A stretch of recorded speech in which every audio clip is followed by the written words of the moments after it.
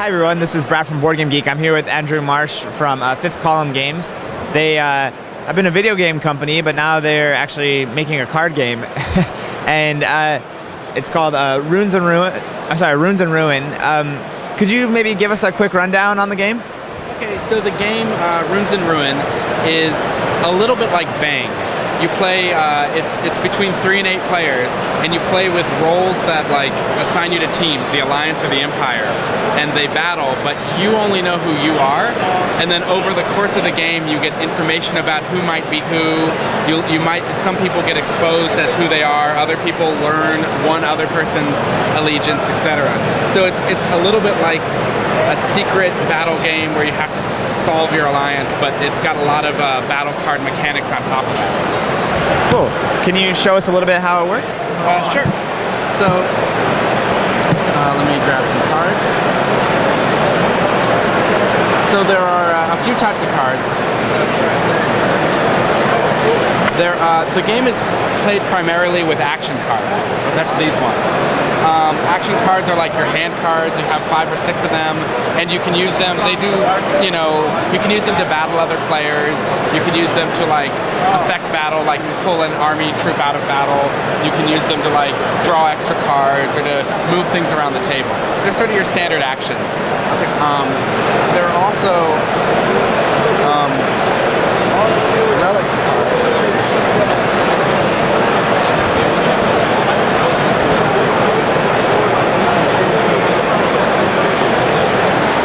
So the relic cards are sort of like items that you hold on to. You draw them similar to the way you draw action cards, but in much lower quantities. And then you can steal them from other people, and you can defend them, and you fight over them. So the goal of the game is to get this card, which is the Dragon Ruin, which is sort of it represents a location in the world, and it's a special card. It's like it's almost like well, it's just like a special, unique card in the game that is always face up, like it's the same on either side, and everyone's kind of fighting over this. And if you have that at the same time that you have the 3 dragon runes, which are specific relics, these guys, okay, then you immediately win the game. So it's the runes are face down, but people can figure out where they are through looking at actions and etc. And the goal is if one player gets all 4 of these cards at once, they win, and then everyone on their team also wins. But because you don't necessarily know who's on whose team, sometimes you help the wrong person or whatever. So it's very much a game about trying to get through the deck so that you can find the relics that you need to have? Right. The relic deck itself is not all that many cards, and generally about halfway or even a third of the way into the game, all the relics will be distributed. So it's really more about like you're stealing from somebody, you're moving stuff around. Some of the relics are play once cards that let you do big actions, like, and other ones are defensive cards that don't let people attack you, and etc.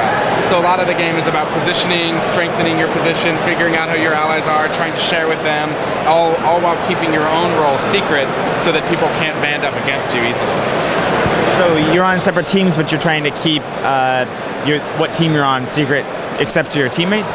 A little bit. There's a lot of secrecy, but also like there's some value in exposing who you are, because then your teammates can band with you.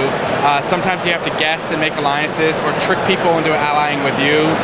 When you if you know someone's on a certain team and you're not, you can try to ally with them early to get them on your side, and then trick them later on and then attack them. So there's a lot of like secrecy. If you know the game Werewolves or Mafia, there's a little bit of that type of play, except the 2 teams are balanced, so you really never are sure whether you want to admit who you are to anyone. So with the game, I know you guys have kind of designed it in-house. What's your plan for bringing it to market? Are you going to self-publish, go to Kickstarter? What's the idea? Well, we're almost definitely going to do a Kickstarter. We will probably self-publish. It depends. We're a little bit new to the physical card game world. We're more of a digital company, but we have some means, and we really like playing the game. I'm a fan of Bang, and this is kind of a more sophisticated and interesting version.